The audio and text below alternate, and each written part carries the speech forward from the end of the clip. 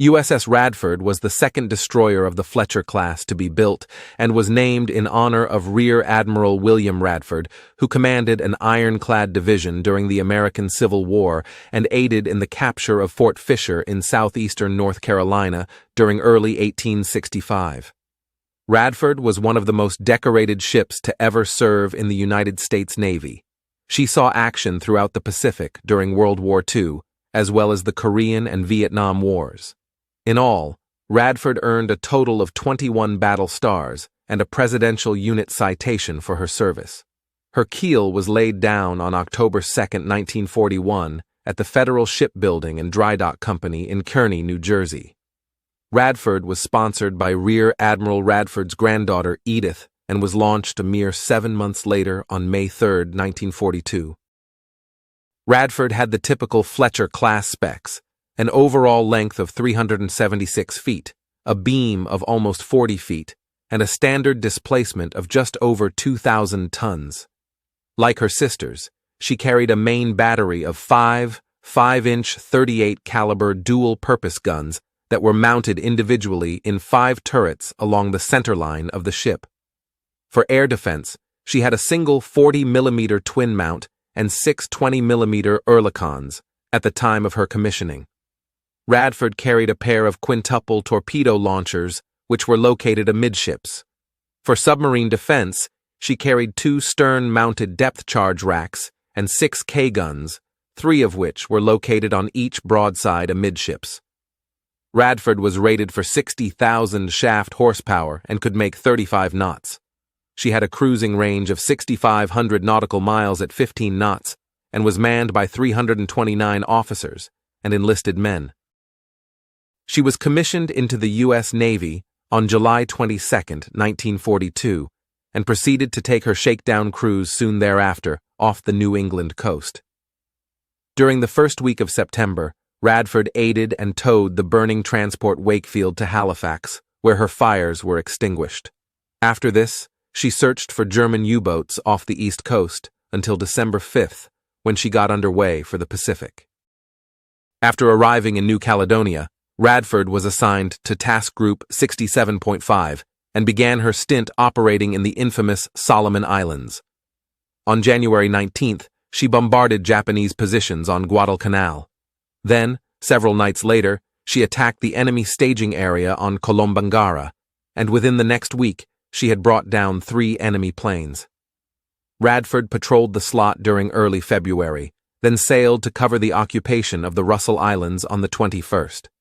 She shelled installations at Munda on the island of New Georgia on the night of March 5th, and, on the nights of the 15th and 16th, Radford once again bombarded installations on Kolombangara.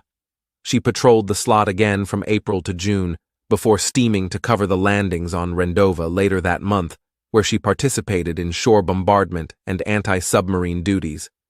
During her actions off Rendova, she managed to bring down 5 enemy planes.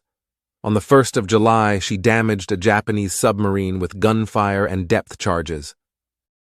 On the afternoon of July 5th, Radford, who had been replenishing at Tulagi, got underway with her sister Jenkins to meet up with Task Group 36.1, which included the light cruisers Honolulu, St. Louis, and Helena, plus several accompanying destroyers. The U.S. ships were steaming up the slot with orders to intercept an anticipated run of the Tokyo Express that night. Radford and her friends reached Kula Gulf just after midnight on the 6th, and about an hour later were off the eastern coast of Kolombangara Island. They were about half a mile from Visu Point when they picked up the Japanese reinforcement group on radar.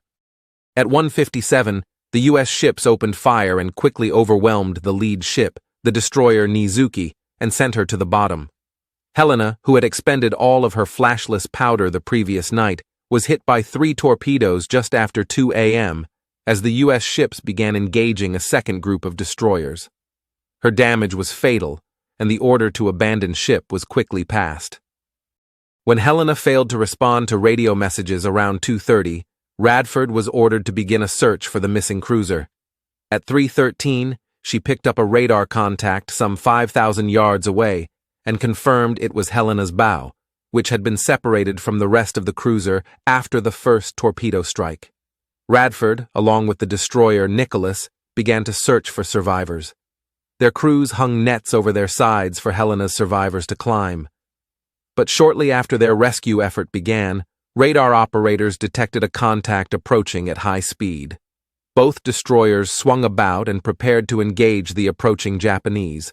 However, the Japanese withdrew before either side fired a shot. The U.S. destroyers quickly returned and lowered their whaleboats in an attempt to pick up the survivors in haste.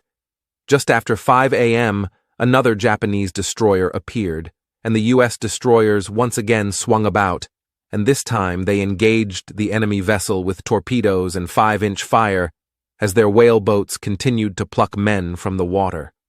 After another short, long-range skirmish, and with daylight fast approaching, Nicholas and Radford withdrew, but left 4 of their whaleboats behind to help ferry more survivors to American positions on New Georgia. Radford had pulled 468 men from the water and was awarded a Presidential Unit Citation for her actions that morning. Radford returned to Tulagi that afternoon to disembark Helena's survivors, and a week later was back in Kula Gulf, making another attempt at derailing the Tokyo Express. What would become known as the Battle of Kolombangara began when Radford and her task group established radar contact with the Japanese during the early morning hours of July 13th, once again inside Kula Gulf. Radford and her squadron, Desron 21, moved in and made a torpedo attack minutes after 1 a.m., before opening up on the Japanese cruiser Jinsu, who had switched on her searchlights. Radford would leave the fray in short order, though, to escort the wounded light cruiser Leander as she retired from the engagement. Radford escorted Leander to Auckland before spending the remainder of July and most of August in the New Hebrides. She returned to the Solomons in mid-September and on the 14th got back into the action when she sank several Japanese barges off Guadalcanal. She resumed patrolling the waters of the Solomons until November, when she was ordered to the Gilbert Islands to support invasions that were being conducted throughout the island chain. On November 23rd, it is believed that Radford contributed to the sinking of the Japanese submarine I-40, along with planes from USS Enterprise. A few days later, on the night of November 25th, she sank the infamous I-19. I-19 fired the torpedo spread on September 15, 1942, that had sunk the carrier Wasp and badly damaged the battleship North Carolina and destroyer O'Brien. After completing her operations in the Gilbert Islands, Radford steamed for San Francisco, where she arrived on December 15th for an overhaul. Radford rejoined the fleet on February 2nd. On the 18th, she screened the tankers that fueled Task Force 58 before its attack on Truk Atoll, then escorted a replenishment force headed to the New Hebrides. In March, she returned to the Solomons and shelled gun emplacements on Bougainville. Radford then proceeded to New Guinea in April, where she bombarded the beach at Humboldt Bay in support of landings there on the 22nd, and she continued supporting efforts in the New Guinea area until mid-September when she headed to Pearl Harbor for repairs. On November 20th, she departed Pearl for the fleet anchorage at Ulithi. From there, she got underway on December 4th to escort a convoy heading to Leyte Gulf, where she would operate until steaming for the northwestern coast of Luzon on January 4th, 1945. She subsequently supported the landings there throughout January and into February by providing fire support in the vicinity of the Bataan Peninsula. While maneuvering into Mariveles Harbor on February 14th to take the mine-damaged destroyer La Valette in tow, Radford was also damaged by a mine.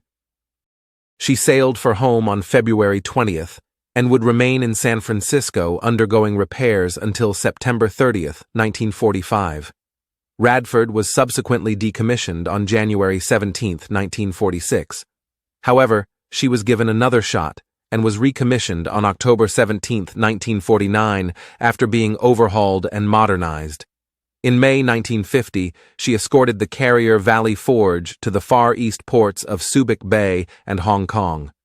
When war broke out on the Korean peninsula the next month, she was dispatched and operated in Korean waters until returning to Pearl Harbor in early November. Radford sailed for Korean waters again a year later in November 1951, and she was initially assigned to Task Force 77, the Fast Carrier Task Force. Radford then operated with British units off the west coast of the embattled peninsula, where she provided fire support and covered minesweeping activities before returning to Pearl Harbor in June of 1952. Radford headed to the Far East once again in May 1953 and operated with the Fast Carrier Task Force until being dispatched in mid-July to shell targets in the Wonsan Harbor area, which she did up until the cessation of hostilities on July 27th. Over the next several years, Radford alternated between operating in Hawaiian waters and deployments to the Far East. In March 1960, she entered the Pearl Harbor Navy Yard and began a 7-month-long overhaul. This work dramatically changed Radford's appearance by giving her a helicopter hangar and flight deck. Upon the completion of this work and subsequent sea trials, she operated in the Hawaiian area until February 1962. During this time, she recovered the nose cone of Discoverer 25 on June 19th and rescued 5 fishermen in mid-November. In February 1962, Radford sailed for the Western Pacific once more to operate with an anti-submarine warfare task group. She was called to the South China Sea during the Laotian crisis in May, and in June she was sent to the Taiwan Straits due to heavy communist activity in the area. She returned to Pearl Harbor in mid-July, and on October 3rd she was stationed a few hundred miles east of Midway Island in the recovery area for Project Mercury's Sigma 7 flight. She was overhauled once more in 1963, and afterwards, from 1963 to 66, she took 3 more Westpac cruises. From 1967 to 69, she operated on Yankee Station and bombarded targets in South Vietnam. Radford was decommissioned and struck from the Naval Vessel Register on November 10, 1969. She was sold for scrap in October 1970.